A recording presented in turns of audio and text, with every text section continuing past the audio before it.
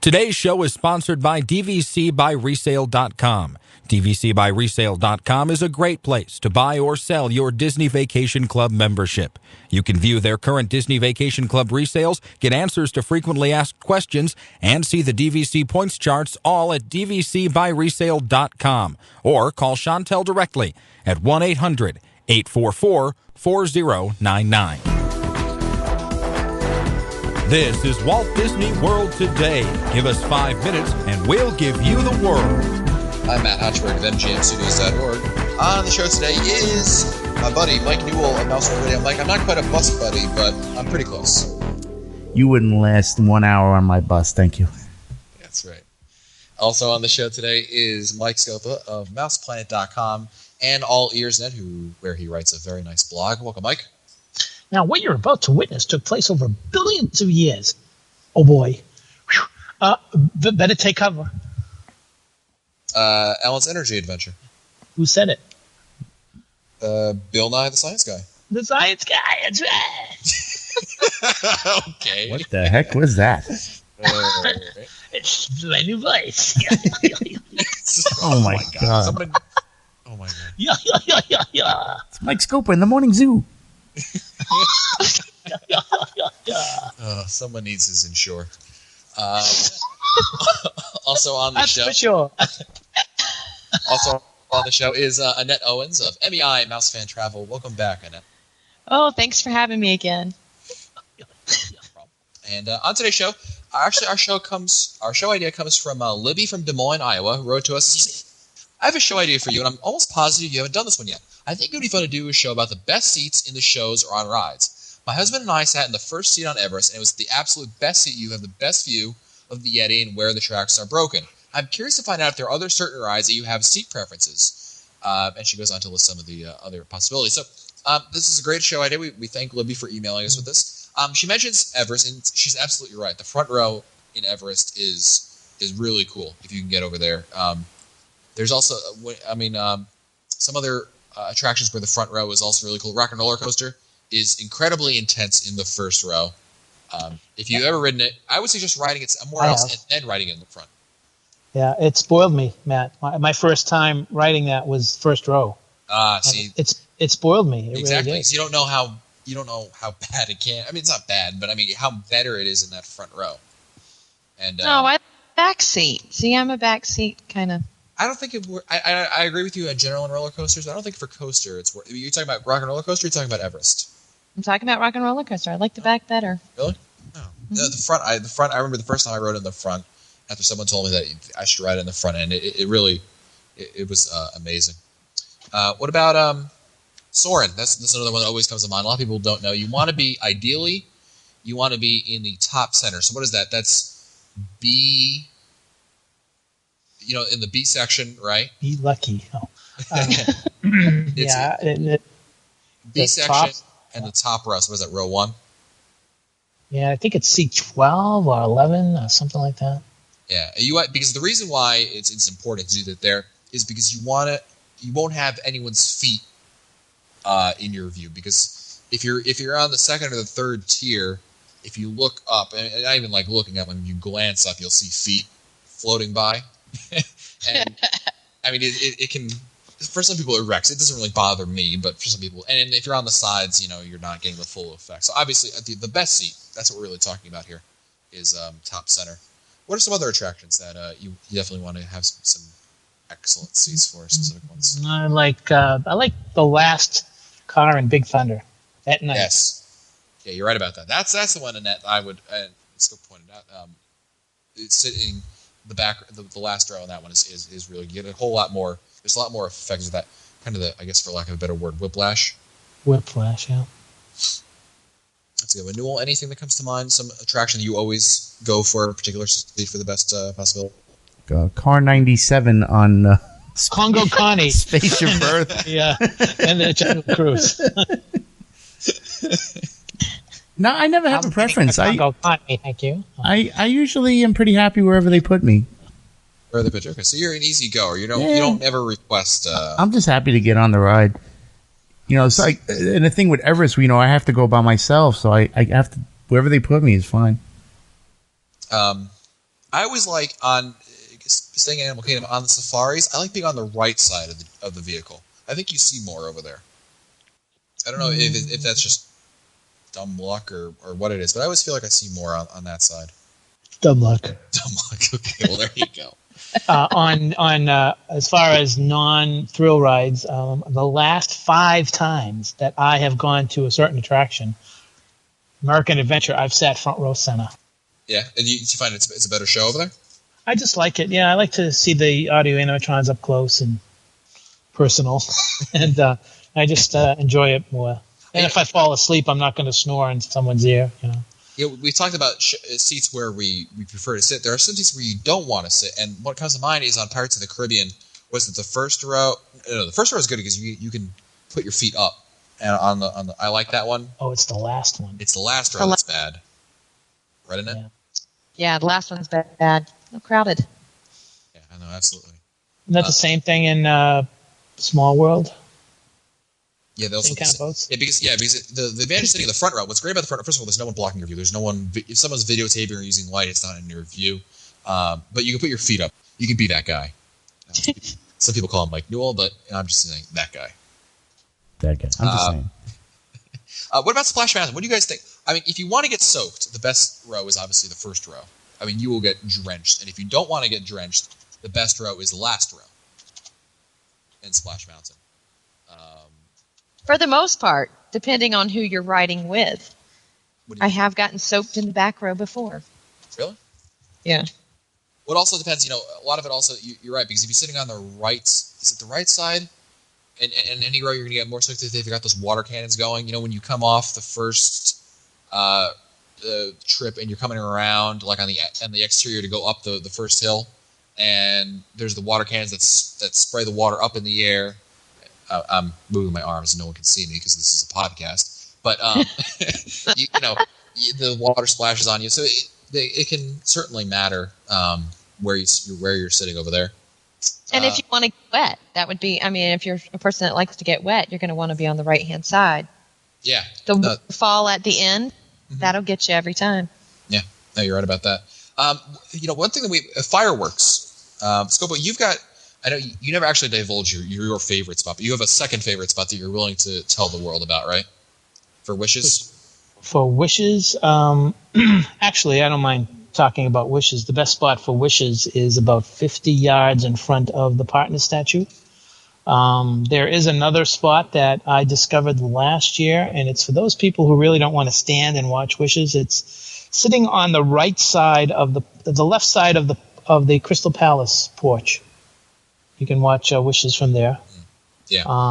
That's a good spot. There was one time, I don't know if it was for Wishes, I tried to get one spot you were telling me about, and it was like a friggin' treasure map. Like walk 30 paces to this spot, and then turn left, and walk 10 paces to the left, and I was with Josh and Sarah, and we just could not figure it out. Someday you'll find out. Maybe that wasn't to the right spot. Yeah, that's right. Yeah, that's right.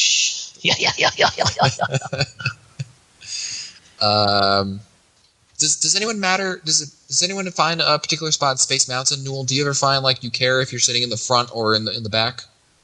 If you're sitting in the front seat of the first car, that's a good ride.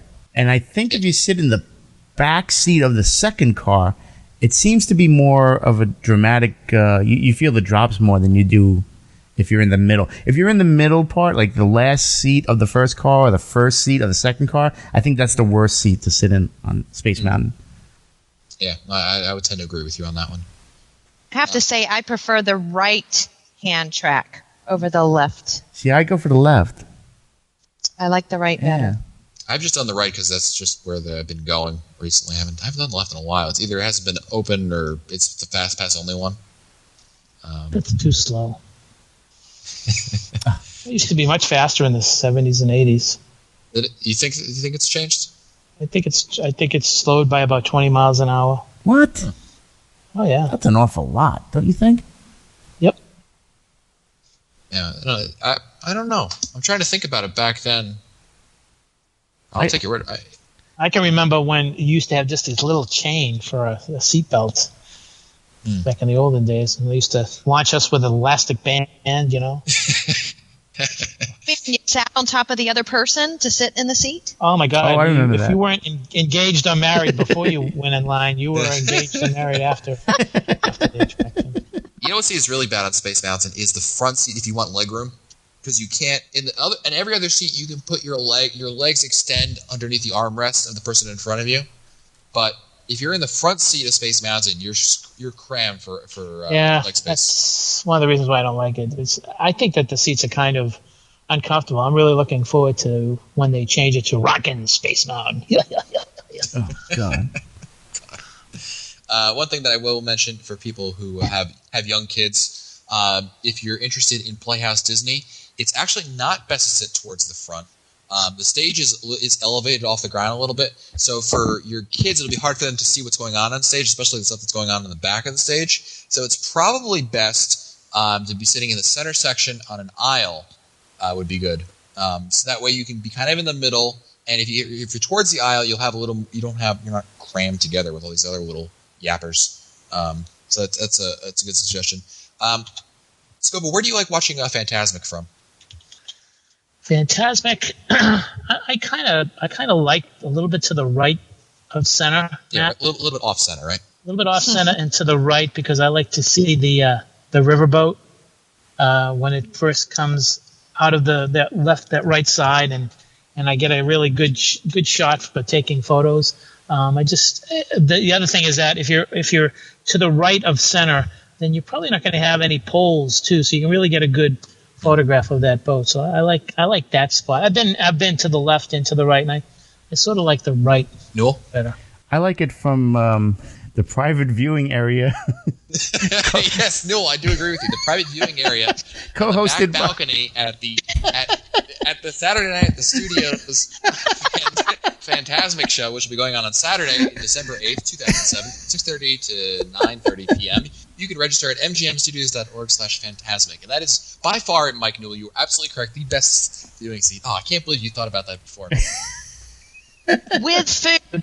With dessert. Exactly. That's right, with dessert, catered. Exactly. So you could stuff desserts down your gullet while you're watching an unobstructed view of Fantasmic. Can that really get any better? That's great. That's my favorite. Okay, that's the end of the show. Thank you. That's right. That's why we keep Newell on the show. If you're wondering, what does he add to the show? Nothing. As many of you have always emailed me about, this is why. I bring nothing to the table. Also, one that came to mind, if you're watching the Finding Nemo musical, sitting, you know how there's this, if you're looking down at the seating area, there's a walkway that divides the seating area like top and bottom, like closer to the stage and away from the stage.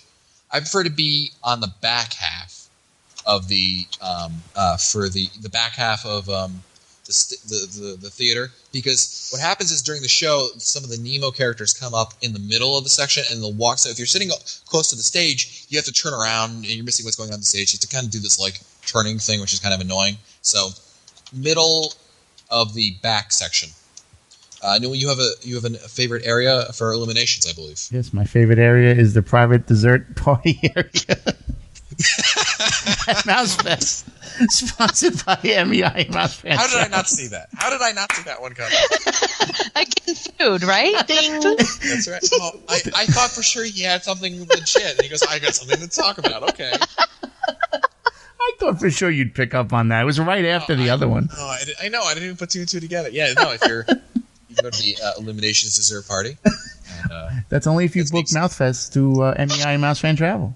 It's exclusive to their clients. Becky's going to hire Newell and fire Annette. And he takes a lot of things. I don't know why you don't.